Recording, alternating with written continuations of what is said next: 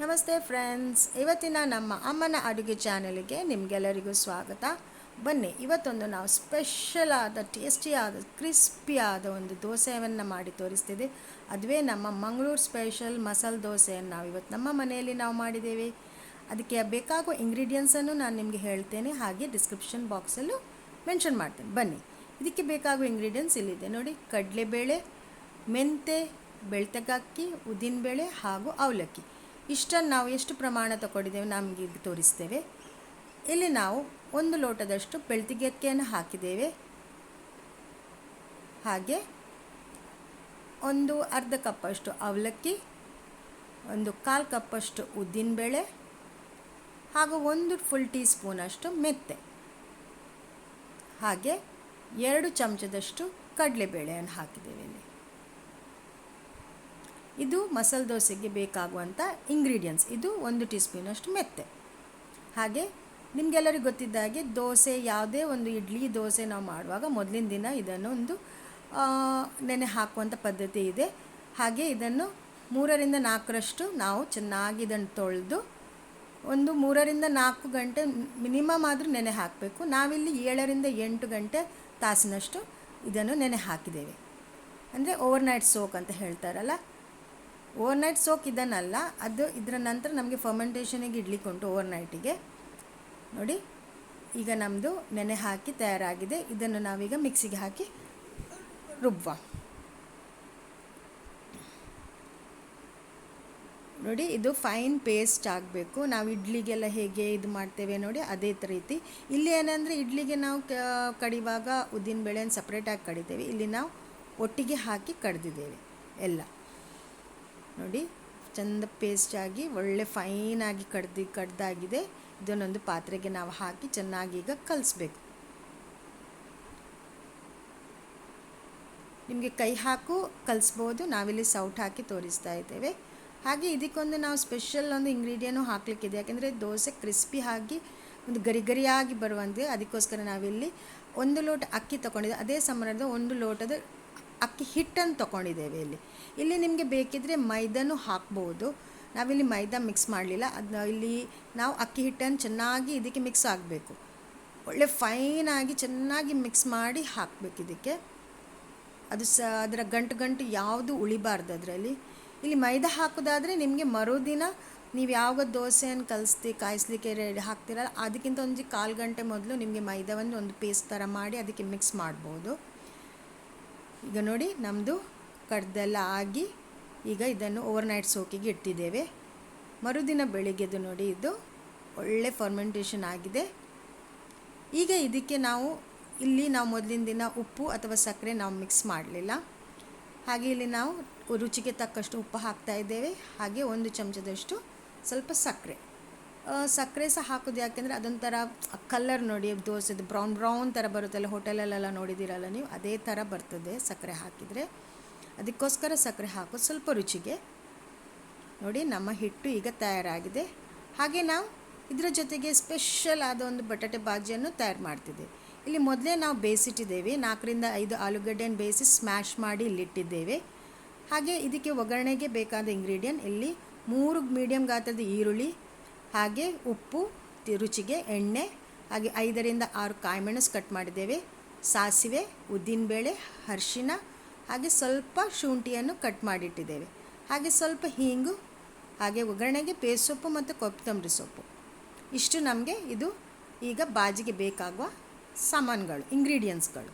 ಬನ್ನಿ, ಈಗ ನಾವು ಬಾಜಿಯನ್ನು ತಯಾರು ಮಾಡೋ ಟೇಸ್ಟಿಯಾದ ಮಸಾಲೆ ದೋಸೆ ಹಾಗೂ ಬಟಾಟೆ ಬಾಜಿ.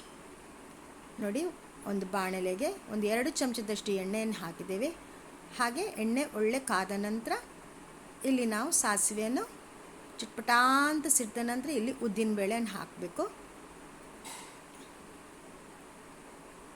ಅದು ಕಾದ ನಂತರ ಗೊತ್ತಿದೆ ಅಲ್ವಾ, ನಾವಿಲ್ಲಿ ತೆಂಗಿನೆಣ್ಣೆನೇ ಬಳಸೋದು. ಬೇಸೊಪ್ಪನ್ನು ಹಾಕಿದ್ದೇವೆ. ಹಾಗೆ ಕಟ್ ಮಾಡಿದಂಥ ಕಾಯಿಮೆಣಸು ಒಂದು 5ರಿಂದ 6. ನಿಮಗೆ ಖಾರ ಕಡಿಮೆ ಬೇಕಿದ್ದರೆ ಸ್ವಲ್ಪ, ಅಂದರೆ ಕೆಲವು ಮೆಣಸು ಖಾರ ಇರ್ತದೆ, ಕೆಲವು ಖಾರ ಇರಲ್ಲ. ಹಾಗೆ ನೋಡಿ ಹಾಕುವಂಥದ್ದು. ಖಾರ ಜಾಸ್ತಿ ಇದ್ದರೆ ಒಂದು 2ರಿಂದ 3 ಹಾಕ್ಬೋದು. ಇಲ್ಲಿ ಸ್ವಲ್ಪ ಇದು ಖಾರ ಕಮ್ಮಿ ಇದ್ದ ಕಾರಣ ನಾವು ಒಂದು 5-6 ಹಾಕಿದ್ದೇವೆ ಕಟ್ ಮಾಡಿ. ಹಾಗೆ ಸ್ವಲ್ಪ ಶುಂಠಿ, ಹಾಗೆ ಸ್ವಲ್ಪ ಹೀಂಗು,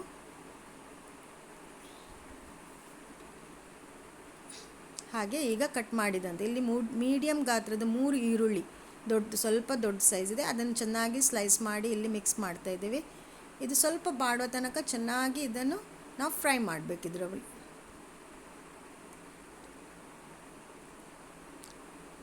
ಈರುಳ್ಳಿಯ ಟೇಸ್ಟ್ ಹಾಗೂ ಒಗ್ಗರಣೆದು ಘಮ ಹೀಂಗಿದು ಪರಿಮಳ ಒಳ್ಳೆ ಬಾಜಿಗೆ ಒಳ್ಳೆ ಒಂದು ಟೇಸ್ಟ್ ಕೊಡ್ತದೆ. ಹಾಗೆ ಇಲ್ಲಿ ರುಚಿಗೆ ತಕ್ಕಷ್ಟು ಉಪ್ಪು,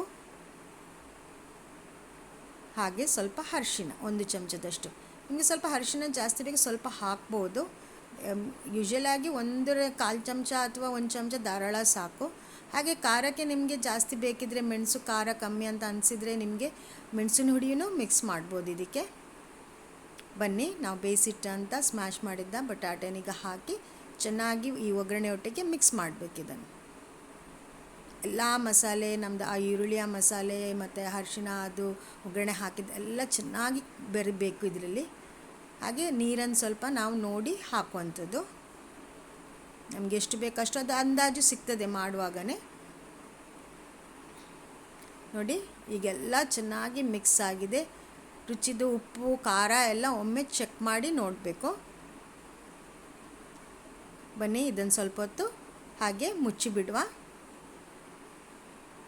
ಈಗ ನೋಡಿ ನಮ್ಮ ಬಟಾಟೆ ಬಾಜಿ ತಯಾರಾಗಿದೆ, ಸ್ಪೆಷಲ್ ಆದದ್ದು. ಈಗ ಸ್ವಲ್ಪ ಕೊತ್ತಂಬರಿ ಸೊಪ್ಪನ್ನು ಹಾಕಿ ಸ್ವಲ್ಪ ಮೇಲಿಂದನೇ ಕಲಿಸುವ. ಹಾಗೆ ಬಾಜಿ ತಯಾರಾಗಿದೆ. ಈಗ ನಾವು ನಮ್ಮ ಗರಿಗರಿಯಾದ ದೋಸೆಯನ್ನು ತಯಾರು ಮಾಡುವ. ನೋಡಿ ಒಂದು ಕಾವಲಿಯಲ್ಲಿ ಸ್ವಲ್ಪ ನೀರು ಹಾಕಿ ಅದನ್ನು ಸ್ಪ್ರೆಡ್ ಮಾಡಿ ಒರೆಸಿ ಒಂದು ಬಟ್ಟೆಯಲ್ಲಿ. ಈಗ ನಾವಿಲ್ಲಿ ನಮ್ಮ ಹಿಟ್ಟನ್ನು ಹಾಕುವಂಥದ್ದು.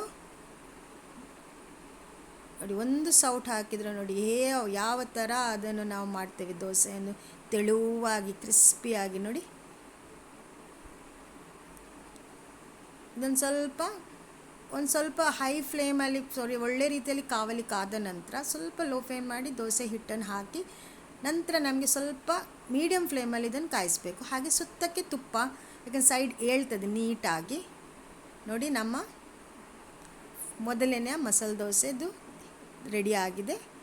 ಇದನ್ನು ತೆಗೆಯುವ ಮೊದಲು ನಾವು ಇದಕ್ಕೆ ಬಾಜಿಯನ್ನು ಚೆನ್ನಾಗಿ ಮಿಕ್ಸ್ ಮಾಡೋಣ. ಯಾರಿಗೆ ಇಷ್ಟ ಇರೋದಿಲ್ಲ ಹೇಳಿ ಫ್ರೆಂಡ್ಸ್, ಮಸಾಲೆ ದೋಸೆ ಎಲ್ಲರಿಗೂ ಬಹಳ ಇಷ್ಟ. ನಾವು ಹೋಟ್ಲಿಗೆಲ್ಲ ಹೋದರೆ ಮಸಾಲೆ ದೋಸೆ ಬನ್ಸ್ ಅಂತ ಹೇಳುವಾಗ ಎಲ್ಲ ಮಕ್ಕಳೆಲ್ಲ ಫಸ್ಟಿಗೆ ಮಸಾಲೆ ದೋಸೆನೇ ಪ್ರಿಫರ್ ಮಾಡ್ತೇವೆ ನಾವು. ಹಾಗೆ ಫ್ರೆಂಡ್ಸ್, ಯಾರೆಲ್ಲ ನಮ್ಮ ಚಾನಲ್ಗೆ ಇನ್ನೂ ಸಬ್ಸ್ಕ್ರೈಬ್ ಮಾಡಲಿಲ್ಲ, ನಮ್ಮ ಚಾನಲ್ಗೆ ಒಂದು ಸಬ್ಸ್ಕ್ರೈಬ್ ಮಾಡಿ. ಹಾಗೆ ಪಕ್ಕದಲ್ಲಿ ಇರುವ ಬೆಲ್ ಐಕಾನನ್ನು ಮರೆಯದೆ ಪ್ರೆಸ್ ಮಾಡಿ ಫ್ರೆಂಡ್ಸ್. ಹಾಗೆ ನಿಮ್ಮ ಫ್ಯಾಮಿಲಿ ಫ್ರೆಂಡ್ಸ್ ಜೊತೆ ಶೇರ್ ಮಾಡಿ, ನಮಗೆ ಸಪೋರ್ಟ್ ಮಾಡಿ. ಹಾಗೆ ಯಾರೆಲ್ಲ ನಮ್ಮ ಚಾನಲಲ್ಲಿ ಇದಕ್ಕಿಂತ ಮೊದಲು ಸಬ್ಸ್ಕ್ರೈಬ್ ಮಾಡಿ ನಮಗೆ ಸಪೋರ್ಟ್ ಮಾಡ್ತಾ ಬಂದಿದ್ದೀರಾ, ನಿಮ್ಮ ಇನ್ನೂ ಎಲ್ಲ ಫ್ರೆಂಡ್ಸ್ ಜೊತೆ ಶೇರ್ ಮಾಡಿ ನಮ್ಮ ಚಾನಲ್ಗೆ ಸಪೋರ್ಟ್ ಮಾಡ್ತಾ ಬನ್ನಿ ಫ್ರೆಂಡ್ಸ್. ಹಾಗೆ ನಿಮಗೆ ಈ ರೆಸಿಪಿಯು ಇಷ್ಟ ಆದಲ್ಲಿ ಈ ರೆಸಿಪಿಯನ್ನು ಟ್ರೈ ಮಾಡಿ. ಬಿಸಿ ಬಿಸಿಯಾದ ಮಸಾಲೆ ದೋಸೆ ನಮ್ಮದು ಇವತ್ತು ತಯಾರಾಗಿದೆ. ಬಹಳ ಟೇಸ್ಟಿ ಹಾಗೂ ಕ್ರಿಸ್ಪಿ ಥರ ಬಂದಿದೆ ಇದು ಫ್ರೆಂಡ್ಸ್.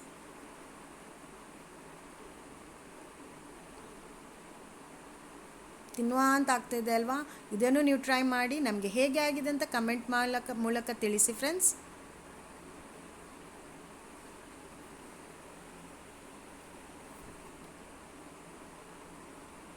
ಬನ್ನಿ ಇವತ್ತಿನ ನಮ್ಮ ಮಸಾಲೆ ದೋಸೆ ಸ್ಪೆಷಲ್ ತಿಂಡಿಯನ್ನು ಒಂದು ಪ್ಲೇಟಿಗೆ ಸರ್ವ್ ಮಾಡುವ.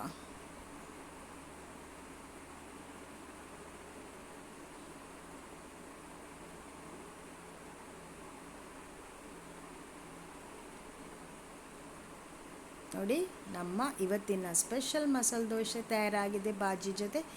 ಇದಕ್ಕೆ ಏನಂದರೆ ಇನ್ನೊಂದು ನನಗೆ ಹೇಳಲಿಕ್ಕೆ ಮರ್ತೋಯ್ತು, ಕೆಂಪು ಚಟ್ನಿಯನ್ನು ಬಳಸ್ತಾರೆ. ಆದರೆ ಮೊದಲಿಂದನೂ ನಾವು ಫಸ್ಟೆಲ್ಲ ಇಲ್ಲಿ ಮಂಗಳೂರಲ್ಲಿ ನಾವೇನೇ ತಿಂದಿರೋದು ನನಗೆ ಗೊತ್ತಿದ್ದ ಪ್ರಕಾರ ಚಟ್ನಿ ಈ ಕೆಂಪು ಮಸಾಲೆ ಚಟ್ನಿ ಮತ್ತೆ ಬಂದದ್ದು. ಇದಕ್ಕೆ ಲೈಕ್ ಕೊಟ್ಟು ನಮಗೆ ಸಪೋರ್ಟ್ ಮಾಡಿ. Thank you.